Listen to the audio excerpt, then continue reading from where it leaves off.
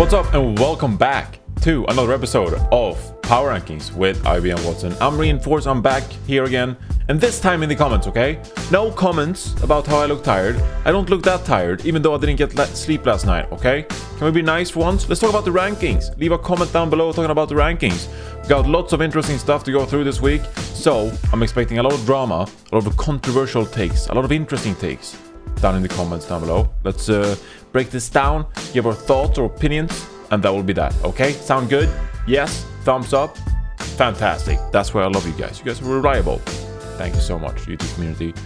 Make sure you like the video, subscribe to the channel before we can get into it, so that I can remind you once again to do it after we've gone through it, because this content this week, it's so good. It's so good. I'm telling you, the rankings, they're fantastic.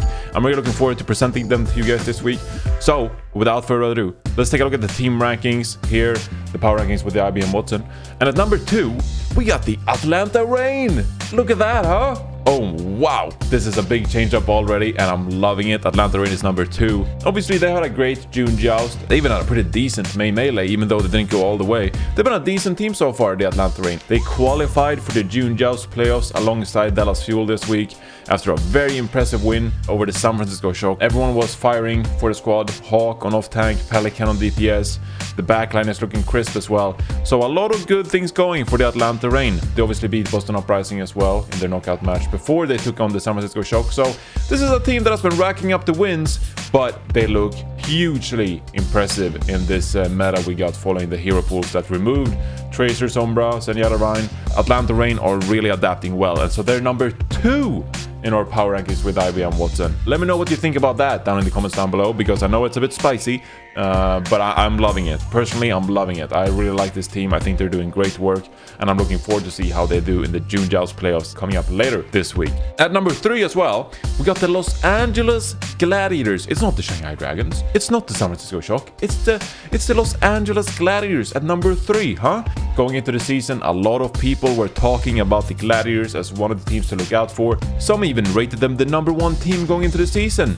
I mean, that is giving a lot of credit to the players, the personnel on this roster. Obviously, they picked up Moth from the San Francisco Shock during the offseason, but you also have fantastic DPS players with Birdring, Kevster. Obviously, they did not qualify for the June Joust playoffs. They lost to the Dallas Fuel in the knockout matches, but still a very successful stage for the Los Angeles Gladiators. They went 4-0 in the qualification matches. They got the number 1 seed even, so very impressive stuff. Let me know what you think about that as well. This is a roster that I'm very excited about. I hope they find some success this year, because honestly, the roster, it's too good to fail, right? You got Moth and Shu in the backline. Skewed has been putting in work on Brigitte as well, so I'm loving what I'm seeing from this team. But number 3, it's very high, but maybe it's well deserved. That's what IBM Watson says anyway. Taking a look at the rest of the rankings, at number 8, we have the Seoul Dynasty. And now, why do I point this out? Well, I think it's quite interesting. After them, we have the teams like the Florida Mayhem, Philadelphia Fusion is at number 10. Now, Seoul did not qualify for the June Joust playoffs either. They took a loss to the Shanghai Dragons that have been looking so hugely impressive in the APAC region. But Seoul Dynasty nonetheless, they're creeping up the rankings. You need to watch out for Prophet, right? He always comes around in the elimination matches. So far, haven't found that success that we expected from them. They still have to figure out the meta, their compositions. Haven't really found their kind of vibe yet so far this season. But they're creeping up the rankings, they're staying competitive. I'm expecting them to climb over the course of the season. Fitz, Prophet, really good DPS duo. So we'll see if they can challenge some of the top teams in the APAC region. Moving over to our player rankings, well, in the top 5, it's all Dallas Fuel. I mean, what do you say at this point? This team is just phenomenal. They dominated in the May Melee playoffs as well.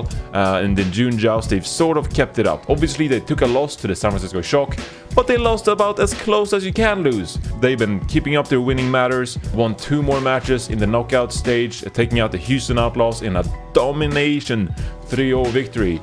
Phenomenal performance by the Dallas Fuel again, defying the meta, playing this Lucio Mora composition, Echo Reaper. Like the engages were so decisive, they were so good so fast. The way they were just targeting Juby on that Brigitte, I mean, I feel bad for the man. He didn't even play that poorly on the Brig, but like, what can you do? What can you do when there's 6 Dallas Fuel members just diving you, okay?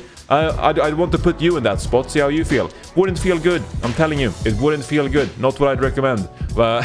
So the Houston Outlaws really took a beating this past weekend, and Dallas Fuel, I mean, they stay in the top 5. I think it's well deserved. Taking a look at the rest of the player rankings though, we got Pelican at number 6. That is a bit surprising. You know, we've had so many great players this year, but Pelican is the first non-Dallas Fuel player to really show up here in the player rankings. And I mean, you gotta credit him. His Echo has been phenomenal in the June Joust. Just his decisiveness, his aggression as well. Really impressive stuff. I love when players are proactive like this. And we saw Pelican against the Shock. The way he was flanking around on the Echo, making plays, hitting up the backline of the Shock. He was flanking around the Shock tanks before they even realized he was in the behind their team. Phenomenal stuff for Pelican on Echo this stage. So he is number 6 in our player rankings with IBM Watson. And honestly, at this point, I mean, you gotta talk about Pelican as an MVP candidate, given his contribution to the reign so far. And Rookie of the Year as well. We got that award coming up. So if Pelican can continue to perform like this, yep, he's gonna be a name to look out for sure. Another Atlanta Reign member, Hawk, number 9. His diva play was phenomenal in the knockout matches as well. I love when I see divas like this. They have a clear goal, they have a clear mission, a plan, something they want to execute, something they want to achieve, and they just get so much value out of it. Atlanta Reign, when they were playing the San Francisco Shock, they just kept pushing them back, applying pressure. We saw Hawk contesting several members of the Shock, not giving them any space for free, not giving them any openings uncontested. Hawk was always in the face of the Shock, using his defense matrix, using his missiles, applying pressures on the Echo, the backline, you name it. Hawk was always there. And this is a big step up from a player that was not necessarily criticized, but had a lot of expectation going into the 2020 season. Atlanta Reign, some would argue that they underperformed. But Hawk, I mean, in the June Joust, he's looked really good on this diva. Loving what I'm seeing from him, and he's number 9. Now, you know, why is this so impressive? You know, I'm pretty sure I mentioned Hawk last week as well, where this is a top 10 for the league, okay? There's a lot of good players in the league, and Hawk is number 9. I think that's a fantastic achievement. I'm excited for him here as well. On the top 10 list as well, you have Space at number 8, and you have Shu at number 10. Now, Shu is of course someone who I love watching as well on the flex support, especially when Shu pulls out the Ana. I don't think he's played too much Ana in the June Joust, but in general, if you spectate Shu, you can expect fantastic fire grenades from him. Actually, his Batiste was insane. He made some plays on Hollywood especially. Loved what I saw from Shu, so he's at number 10 as well. Now, at number 11, we have Decay from the Washington Justice. How about that, huh? A real superstar in the league is Decay. Obviously, he was benched. You know, benched might not be the right word. He was chosen not to play in the first 2 matches of the June Joust qualification matches for the Washington Justice. But Decay, he is at number 11 because he is so good. Like, when he is subbed in, he's putting up like extraordinary numbers. Regardless of the hero, you can count on Decay having a lot of input for the Washington Justice, carrying them across the finish line, making sure they get these wins. So Decay at number 11, even though the Washington Justice, they did not qualify either for the June Joust playoffs or even the knockout matches. They didn't even qualify for the knockout matches. But Decay, he is still number 11. That's how important he is. That is how good he is. If we actually take a look at the damage rankings as well, Decay, he is number 11 overall, but he's number 5 on the damage rankings. So that's the first player showing up behind the June Joust playoffs teams. That's Dallas Fuel, Atlanta Reign, and the Shanghai Dragons. Decay is the first non-playoffs player to show up after the June Joust. So love watching Decay as well. Another playmaker can come in really clutch. So there you go. Those are my talking points for the power rankings with IBM Watson going into the June Joust playoffs. Lots of excitement, lots of movement in the rankings this week. Love what I'm seeing from these teams and these players. Let me know what you think down in the comments below. Okay, we got a lot of movement, a lot of stuff going on. Is there some team I missed out? Is there some player I missed out of? Let me know, okay? I'm talking a lot about the Dallas Fuel, I'm talking a lot about the Atlanta Reign because they're performing really well so far in the June Joust, and I'm looking forward to see them playing in the playoffs later this week as well. But there are a lot of rankings, you know, you can watch every team, every player. So let me know what you're passionate about, what stands out to you, and maybe I'll bring it up next episode, okay? Leave a comment down below, like the video. If you want to take a look at the power rankings yourself, well, just head over to the overwatchleague.com website. Update on every Monday around noon PST, that's Pacific time, okay? You can check them out for yourself.